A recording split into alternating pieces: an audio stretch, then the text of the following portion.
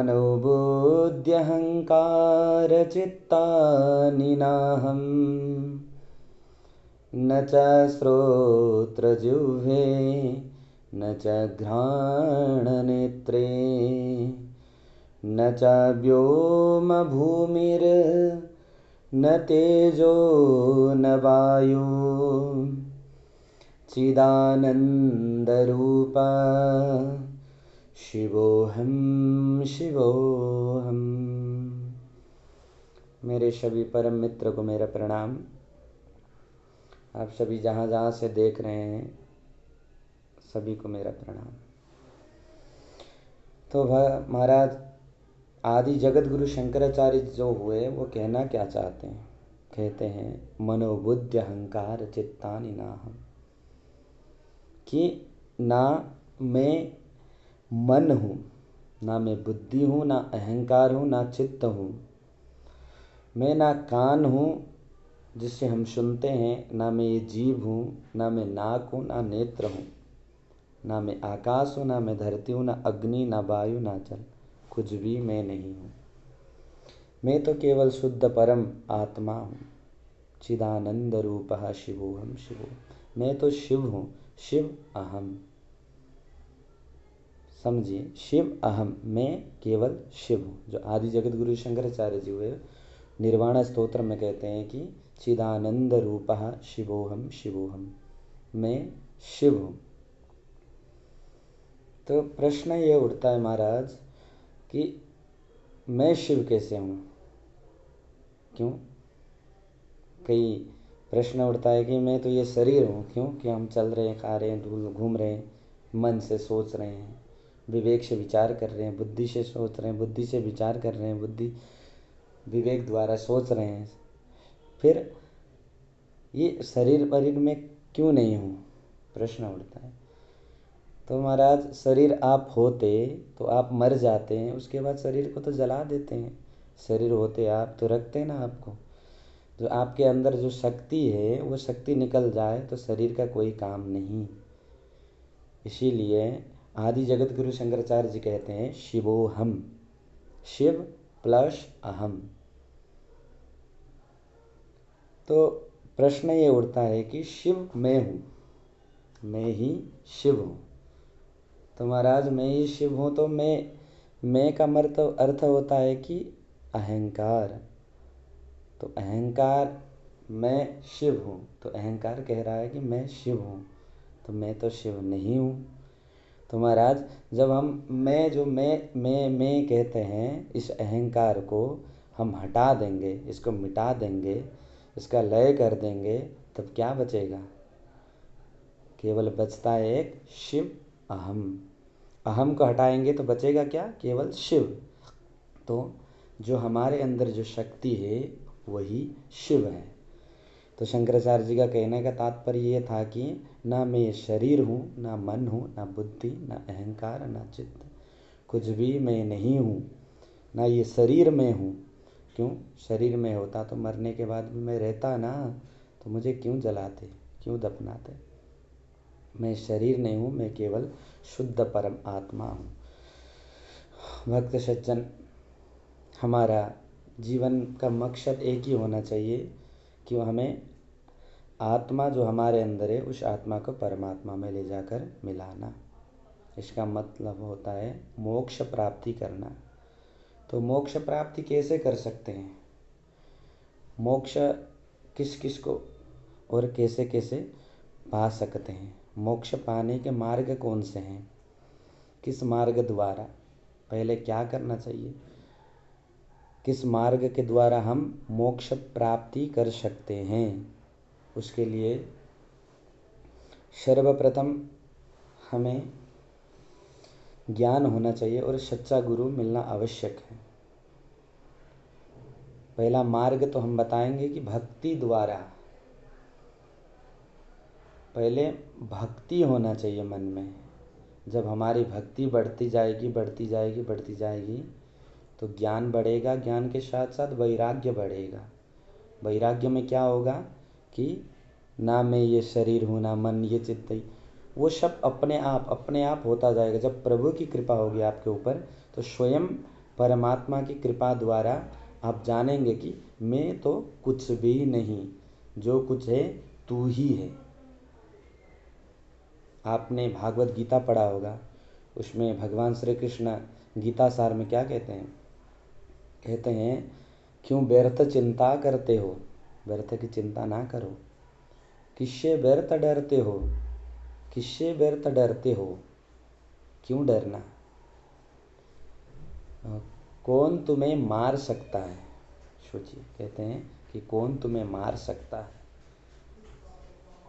आगे कहते हैं, आत्मा न पैदा होती है न मरती है। आत्मा जो है ना उसका जन्म होता है ना मृत्यु होता है, केवल होता है तो मोक्ष पाता है, परमात्मा से एक होता है, उसे मोक्ष कहते हैं, निर्वाण कहते हैं।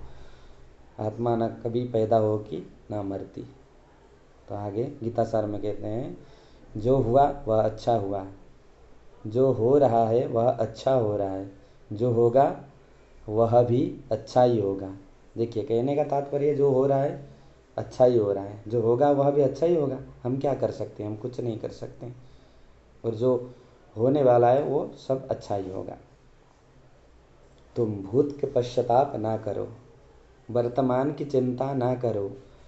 भविष्य चल रहा है, भूत भविष्य, भूत वर्तमान, हमें कोई चिंता करने की ज़रूरत नहीं है। भविष्य चल रहा है, भविष्य हमें अच्छा करना है, भविष्य में हमें अच्छा बनाना है, अच्छा करना है कि जिसके द्वारा हमारे कर्म नष्ट हो, नष्ट होने के बाद हमें मोक्ष प्राप्ति हो सके। कर्म ही नहीं बचेंगे तो हम मन काम ही नहीं करेगा, तो परमात्मा में ऐसे ही हम लग जाएंगे।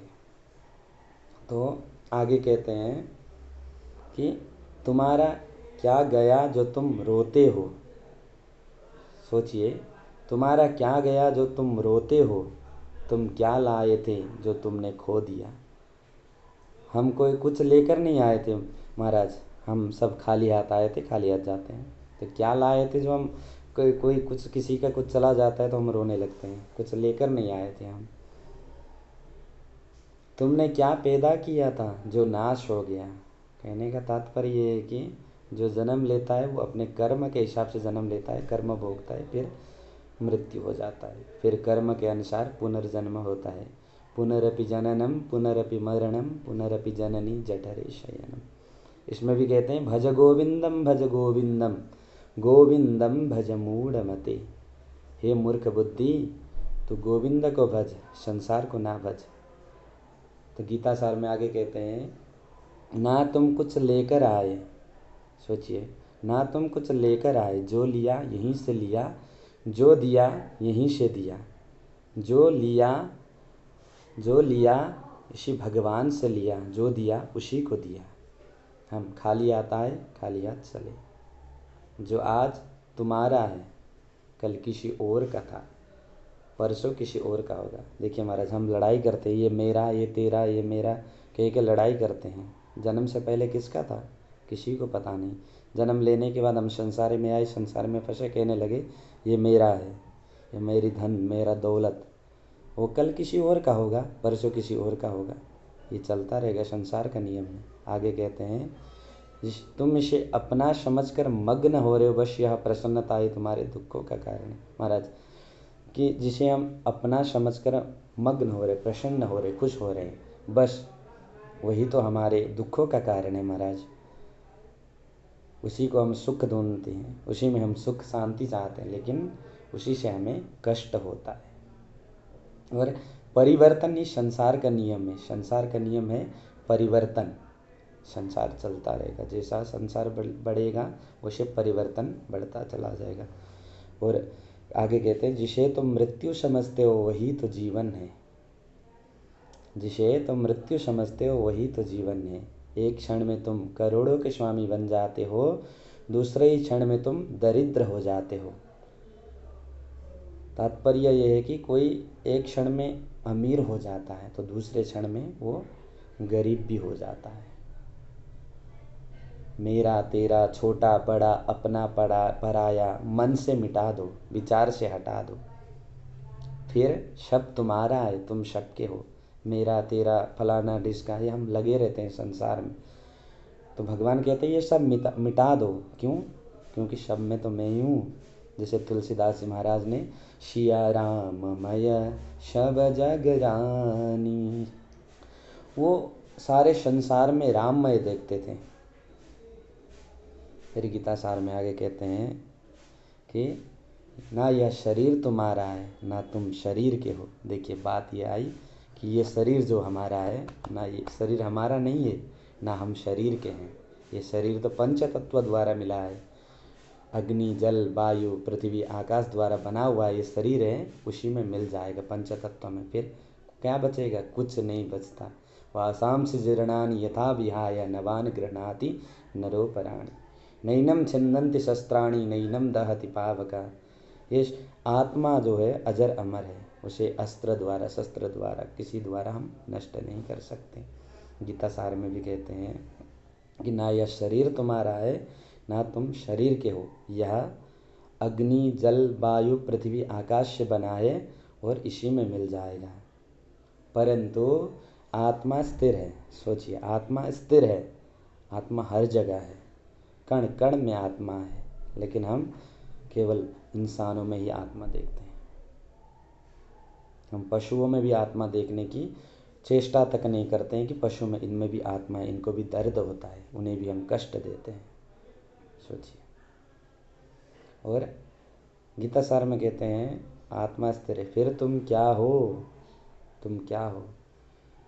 कुछ भी नहीं मैं, सब कुछ तू ही तू है। ना हम कुछ नहीं है, केवल परमात्मा ही सब कुछ है। तो आगे कहते हैं जो कुछ तू करता है उसे भगवान को अर्पण करता चल, इसमें तो सदा जीवन मुक्त अनुभव करेगा। आप जो भी कर्म करते हैं उसे परमात्मा के लिए कर रहे हैं ये सोच कर करिए, तो उसी में आप सदा जीवन मुक्त अनुभव करेंगे। कर्म योग भक्ति योग ज्ञान योग ध्यान योग के द्वारा हमें आगे बढ़ना है। तो सभी को मेरा प्रणाम। आप सभी को हमारा वीडियो कैसा लगा, सभी से आग्रह करते हैं, और अच्छे अच्छे वीडियो के लिए देखने के हमारे यूट्यूब चैनल को कृपया सभी लोग सब्सक्राइब कर दीजिएगा। कल हम इसी चर्चा में आगे बढ़ेंगे कि कर्म योग भक्ति योग ज्ञान योग ध्यान योग के द्वारा हम कैसे आगे बढ़े। हमें जानना ज़रूरी है कि हम आए संसार में किस लिए हैं, हमारा मकसद क्या है। मकसद एक दृढ़ होना चाहिए। इसके लिए फिर कल हम मिलेंगे। आप सभी को हमारा प्रणाम। ओम नमः शिवाय।